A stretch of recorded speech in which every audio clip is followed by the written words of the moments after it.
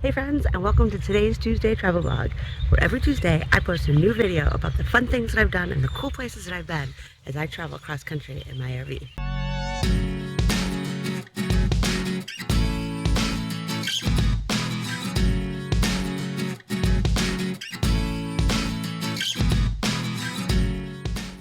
Today's Tuesday travel vlog is, well, all about traveling. I've been on the road now for about 8 or 9 months, and it finally dawned on me that out of all the blogs that I've done, and I've shown you some fantastic places that I've been, I've never actually done a blog on the travel day and what it's like to actually travel while hauling a fifth wheel. So today's video, you're going to come along with me as I go from one campsite to a next. We're going to go through traffic. You're going to see what it's like in the cab, rest stops, at gas stations, and who knows what else. So come along and see what happens as I travel today. So I'm all hooked up and ready to go. If you want more information on what it takes for me to actually get road ready, check the other video that I have linked down below in the comments. Take a look at my odometer readings. It says I have 452 miles of fuel left. So I have a blank average fuel economy. I have reset it so that we can start from scratch. We're ready to go to our first stop, which is the dump station.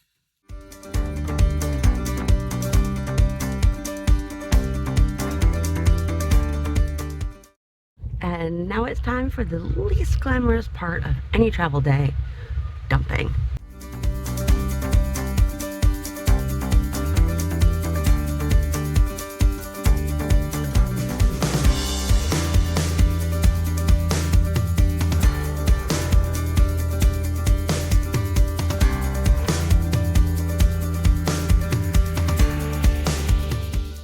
All right, we're in the car, we're ready to go. I haven't actually really moved anywhere, but I've got my coffee and I've got some water. So all I need to do now is just pull up my destination, get my handy dandy GPS. GPS says it should take me about 3 hours, a little over 3 hours to do this trip. If you're in a car, I'm sure, but I don't go as fast. I'm hauling my fifth wheel. I take a lot of stops, so I always add an hour onto my trip. So I'm expecting us to get there in about 4 hours. So it is currently now 10:42 a.m. Let's see what the day brings us.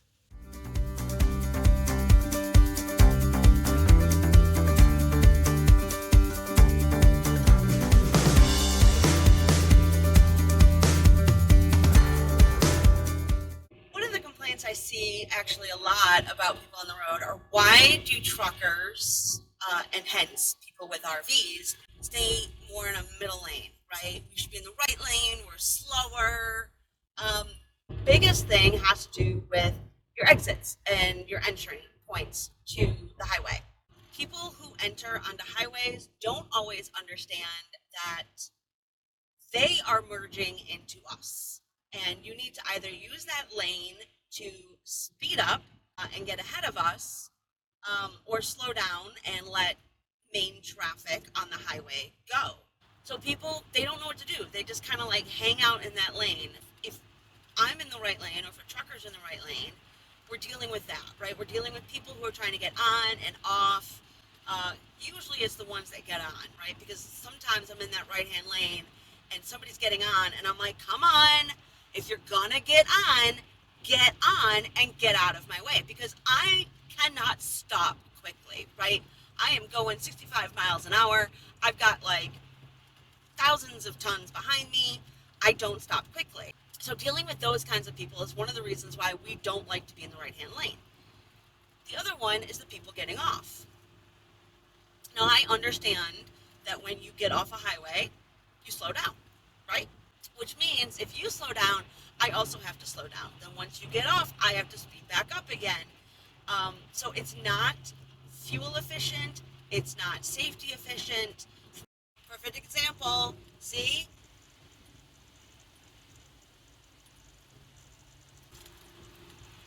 Last minute, he slams on the brakes. Now he's behind me. That is why you will generally see truckers and RVs hanging out in the center lane. It's always my favorite when I kind of come down this hill and I see some mountains just jutting up in the back.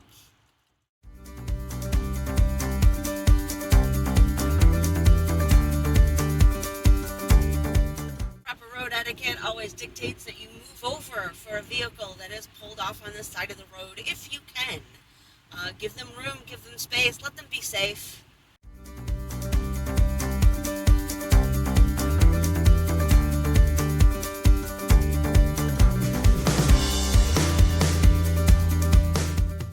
One of the things that's usually very anxiety inducing when you're hauling a fifth wheel is going down these steep hills.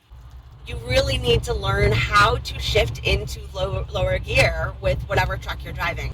So that way I don't even have to have my foot on the brake right now. But, you've got this big giant fifth wheel behind you and it's just pushing you down that hill. You don't want to ride your brakes. That's the one way you will destroy your brakes. The Welcome Center, 1 mile ahead. I think we'll stop and take our first break of the day.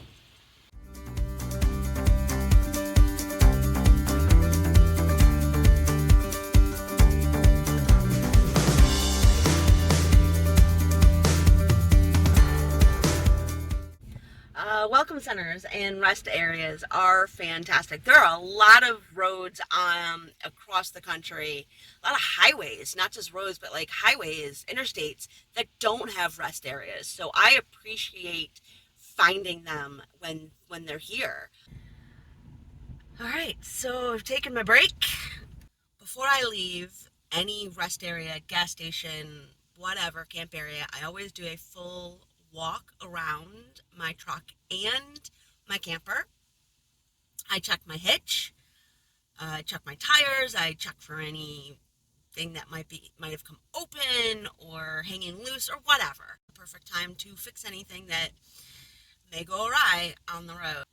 Let's take a look at where we are with our mileage. We're now in a fuel range of 228 miles. My average fuel economy has been 7.7 miles per gallon. That is right, folks. 8 miles per gallon when hauling, and considering that I'm going up some very big mountains here, this is actually pretty good for what I'm getting. So yeah, this is my miles per gallon with my truck hauling this trailer. 224 miles for my fuel, and I'm about 140 miles from where I have to go. So hopefully I don't have to stop at a gas station because they are the worst. But let's see what happens. We may have to hit one anyways if I hit a lot of hills. So time-wise, it's 12:43. So what, we've been on the road for about 2 hours. And according to my GPS that I'm looking at here, thinking about another 2.5 hours. Hope you're having as much fun with me as I travel on these days. Thankfully, it's not, there's nothing major going on. I love looking at other RVs that are around. I see a lot of truckers, a lot of RV people on the road. Let's get back out on the road and see what happens.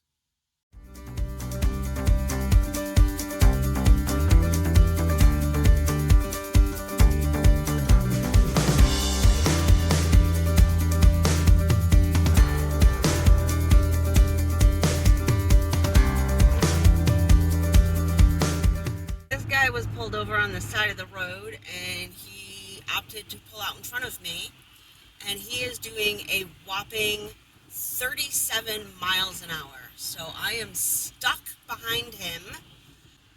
Nope, I'm at 34 miles an hour now. This is the problem when you're hauling something. You can't just whip over into the left-hand lane. Although I suspect there are people out there that would. We're down to 30, 28. People are whipping by me on the left-hand side. I'm about to make my move. This nice car behind me is letting me go. Of course, as I drove by this guy, he's got this big smile on his face because he's obviously driving a very unique car. Gotta love it. But you know what, dude? If you're doing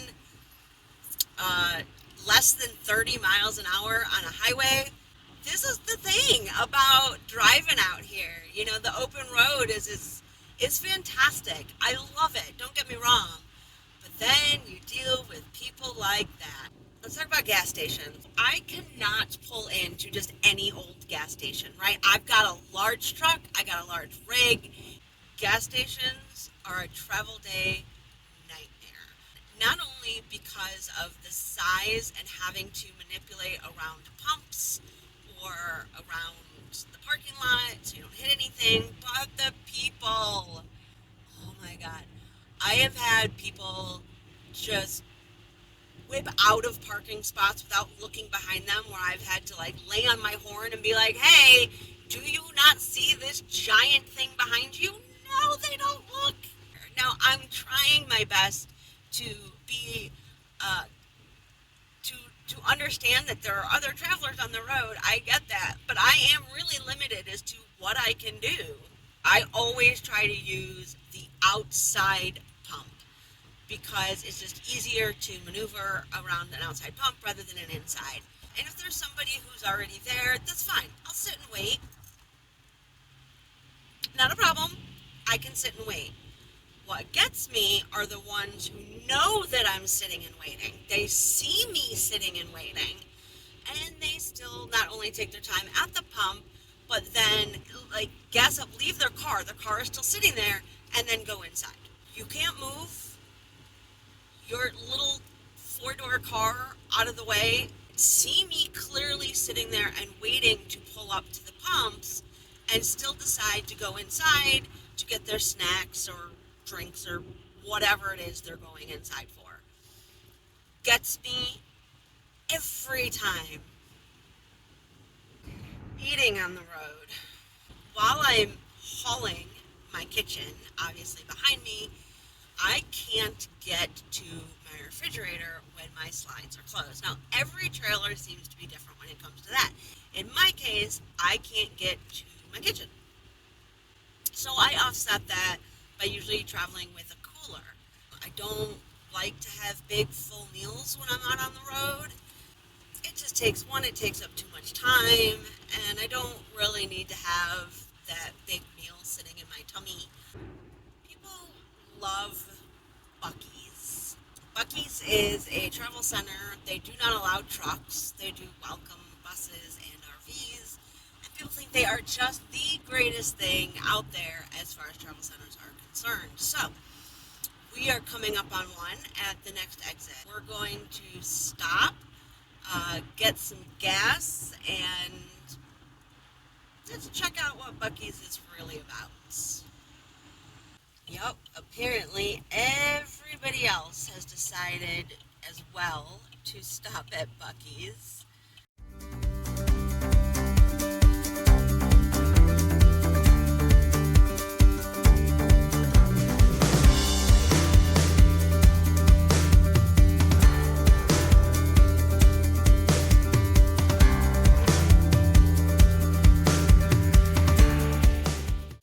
Nice large spots. Make sure I manipulate around this pump. Oh, watching my back tires.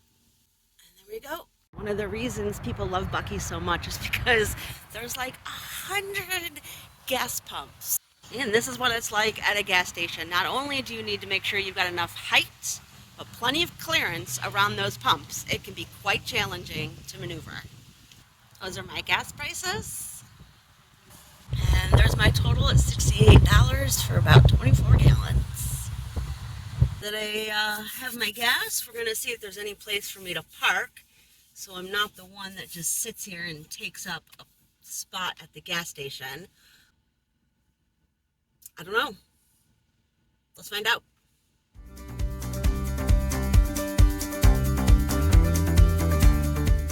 It doesn't seem to be any designated RV or bus parking. There are no shortage of people here shopping. Well, I went around the entire parking lot, and there was no place for me to park this large rig. I mean, you can see these other ones are just parked on the side of the road so they can go inside. I'm not that, nope. I don't need to go inside that much, so unfortunately, folks, today is not the day you get to see the inside of a Buc-ee's. We're back on the road.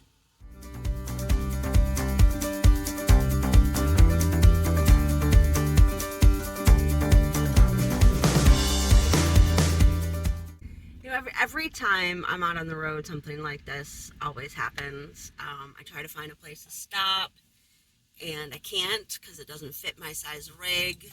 Um, like a parking lot like that, there was zero large parking. Sometimes, I can't find a place at all, and there have been times where I've had to just pull over onto the side of the road somewhere so that I can use my bathroom because, which of course I'm hauling behind me, but I have to get out and use it on the side of the road because I can't find a place large enough to accommodate me in order to stop. I'm about 50 miles from where I need to go. It's now 2:29 p.m. We're almost there.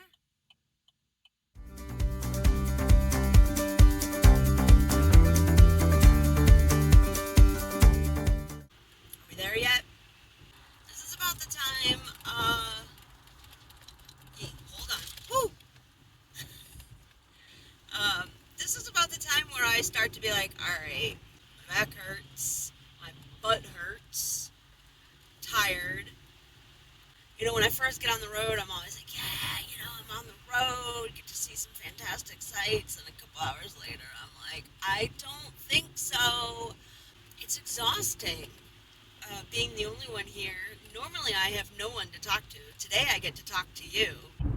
Well, we have finally reached our exit off of the highway.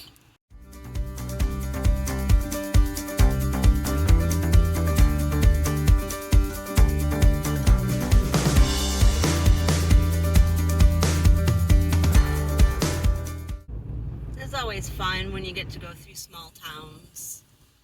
You start to think about all the different people that live here, what lives they might lead, maybe what they do for work or fun.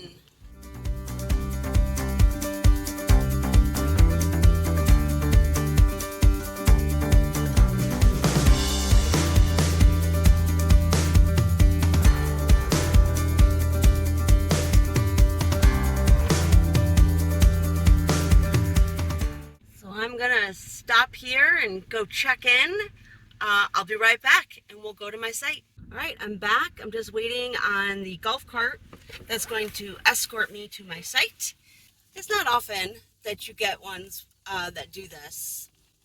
It's a nice little service, especially when campgrounds either aren't very well marked or you don't really know where you're going. And then, of course, they're always there, so in case something is wrong at the site, you can tell them, hey, I need this, or if you have any questions or concerns.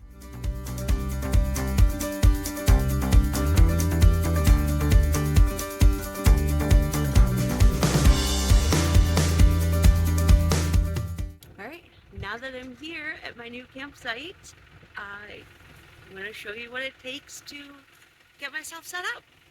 So let's get started.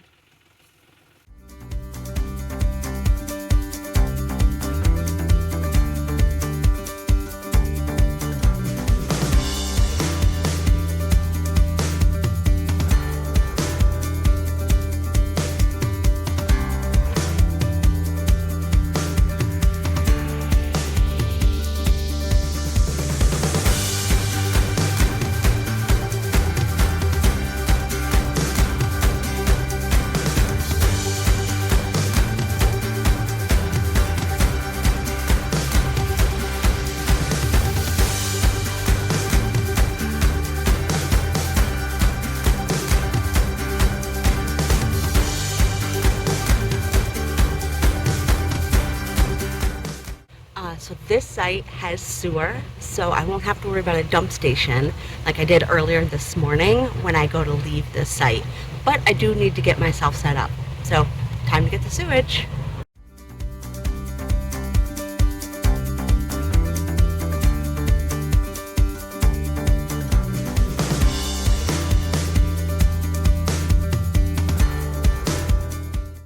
And that's it.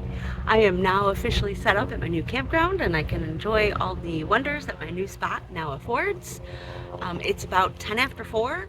Here's my total mileage and my final miles per gallon. But in a nutshell, that's travel day. A pretty uneventful day, thank goodness. The only thing left for me to do today is to hit up the grocery store, check out the campground, maybe do a little laundry. But yeah, this is travel day. Thanks for traveling along with me. I will see you next Tuesday.